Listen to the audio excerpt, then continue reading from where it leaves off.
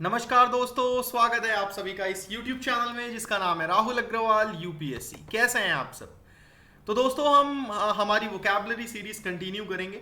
और कल मैं कोई वीडियो डाल नहीं पाया था वोकैबुलरी से रिलेटेड। आज हम इसे कंटिन्यू करते हैं, the Hindu daily vocabulary. Okay, so newspaper आप डेली पढ़ते होंगे, नहीं पढ़ते जरूर पढ़िए।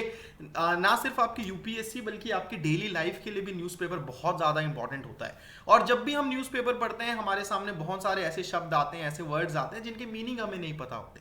तो मैं आप सभी को यही रिक्वेस्ट करना चाहूँगा कि जस्ट 10 वर्ड्स जो हैं आप लिख के रख लीजिए और उनके मीनिंग आप साथ ही साथ लिख के रख लीजिए। उससे क्या होगा कि डेली बेसिस में आपको कुछ नए वर्ड्स पता चलेंगे, उनके मीनिंग्स पता चलेंगी और आप उन्हें रिवाइज कर सकते हो। मैं तो यहाँ पे आपको कुछ 10 वर्ड्स देता ही हूँ, बट ये इनफ नहीं है, सफिशियंट नहीं है। इनके अलावा भी वर्ड्स होंगे जो आपको पता करने होंगे और वो आप खुद से कीजिए, वो आप स्वयं से कीजिए।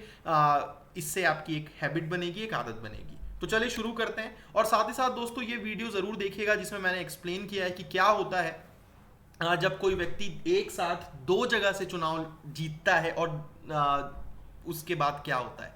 जिस तरीके से नरेंद्र मोदी वाराणसी और वडोदरा दोनों जगह से 2014 में लड़े थे और जीत गए, तो ऐसे केसेस में होता क्या है जरूर देखिएगा। सब्सक्राइब जरूर कीजिए इस यूट्यूब चैनल को जिसका नाम है राहुल अग्रवाल यूपीएससी। तो पहला वर्ड है स्क्रूटनी, पब्लिक स्क्रूटनी। स्क्रूटनी मतलब होता है किसी चीज की जांच। हम कहते हैं ना भाई, अभी जैसे पीएम केयर्स फंड काफी ज्यादा न्यूज में है। ऑपोजिशन पार्टीज का कहना है कि भाई पीएम केयर्स फंड का सीएजी ऑडिट नहीं कर सकती, PM cares fund public scrutiny में नहीं है, यानी कि लोगों के बेसिकली एग्जामिनेशन में नहीं है। लोगों को नहीं पता कि पीएम केयर्स फंड का पैसा कहां जा रहा है, क्या हो रहा है। ऑपोजिशन का ये कहना है। ओके, सो जब भी हम किसी चीज को स्क्रूटनी में रखते हैं इसका मतलब हम उस चीज की क्रिटिकल ऑब्जर्वेशन करते हैं, एग्जामिनेशन करते हैं। कई बार होता है ना भाई, हमारी किसी चीज की प्रॉपर स्क्रूटिनी की जाती है, यानी कि उस चीज की प्रॉपर जांच की जाती है। So that is the meaning of scrutiny. Circumvent, the court dismissed the idea that the PM cares was constituted to circumvent the NDRF. तो आप सभी ने देखा होगा कि भाई सुप्रीम कोर्ट ने पीएम केयर्स फंड को सही बता दिया है और साथ ही साथ सुप्रीम कोर्ट ने यह भी बोला कि भाई पीएम केयर्स फंड एनडीआरएफ को सरकमवेंट करने के लिए लाया गया था, ये बात गलत है। सरकमवेंट मतलब होता है जब आप किसी चीज को ओवरकम करते हो ना चालाकी से, है ना। जब आप किसी भी चीज को, किसी प्रॉब्लम को, किसी डिफिकल्टी को या ऐसी चीज जो आपको लगता है कि आपके लिए नुकसानदायक हो सकती है, तो आप उस चीज को ओवरकम करते हो क्लेवरली, थोड़ी सी अपनी होशियारी लगा के, तो उसे कहा जाता है सरकमवेंट। एक तरीके का नेगेटिव वर्ड है ये, ठीक है। चालाकियां, करप्शन वगैरह के टर्म्स में इसका यूज होता है। तो कोर्ट ने बोला कि भाई पीएम केयर्स फंड एनडीआरएफ को ओवरकम करने के लिए ऐसा कोई दूसरा फंड लाया गया, ये बोलना गलत होगा। It is incorrect. सरकमवेंट मतलब overcoming in a clever way, surreptitious way. चलिए, The MOU for the acquisition was announced in January 2020 before the government brought in strictures over FDI. Strictures मतलब होता है restriction। किसी चीज के ऊपर जब आप restriction लगाते हो तो उसे, उसके लिए दूसरा वर्ड यूज किया जाता है जिसे हम कहते हैं strictures। ठीक है, the strictures imposed by the British Board of Film Censors, that is the meaning of strictures। then उसके बाद अगला वर्ड है malign। freelance journalist Prashant Kanaujia charged last year with trying to malign the image of UP CM Yogi Adityanath has been held again। ठीक है, सो भाई प्रशांत कनौजिया ने एक tweet किया और उत्तर प्रदेश की सरकार का कहना है कि कनौजिया के इस ट्वीट से सरकार की इमेज खराब होती है, योगी आदित्यनाथ की इमेज जो है वो खराब होती है। तो मलाइन करना मतलब होता है किसी के बारे में क्रिटिकली, बेसिकली किसी की इमेज खराब करते हुए कुछ बोलना। That is the meaning of malign. Okay, so speaking about someone in a spitefully critical manner. Don't you dare malign her in my presence. मेरे सामने उसकी इमेज खराब करने की डेयरिंग मत करना। That is the meaning of malign. The UGC argued in the Supreme Court on Tuesday that though its July 6 directive to conduct final year exam by September end was not a dictate, states could not unilaterally cancel the exam citing the pandemic। Unilaterally मतलब होता है एक तरफा। ठीक है, कई बार होता है ना कि भाई यूनिलैटरली उसने मना कर दिया। जैसे कि फॉर एग्जांपल दो दोस्त हैं, ठीक है, दो दोस्त हैं, कहीं पार्टी में जाने का उन्होंने तय किया। शाम को एक दोस्त ने यूनिलैटरली मना कर दिया, यानी कि बिना मुझसे पूछे खुद ही बोल दिया कि मैं नहीं जाऊंगा। सो उसे कहा जाता है यूनिलैटरली।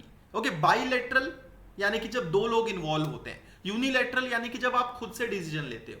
यूनि यानी कि सिंगल, ठीक है। सो यूनिलेटरली अगर हम किसी भी डिसीजन को कहते हैं तो that means it is performed by or affecting only one person, group or country involved in a situation. अगर हम ये कहते हैं कि नेपाल ने अकेले ही डिसीजन ले लिया, इसका मतलब नेपाल ने यूनिलेटरली डिसीजन ले लिया बिना किसी दूसरे देश से पूछे, यूनिलेटरल न्यूक्लियर डिसआर्मामेंट, ठीक है। So that is the meaning. Then उसके बाद स्ट्रिंजेंट, स्ट्रिंजेंट मतलब होता है बहुत स्ट्रिक्ट, बहुत ही ज्यादा strict. Stringent guidelines on air pollution, यानी कि भैया एयर पॉल्यूशन को लेके बहुत ही जबरदस्त स्ट्रिक्ट गाइडलाइंस हैं, ठीक है। So the state government had earlier this year notified an ordinance and armed itself with a stringent new law, है ना, to recover compensation from those accused of vandalism.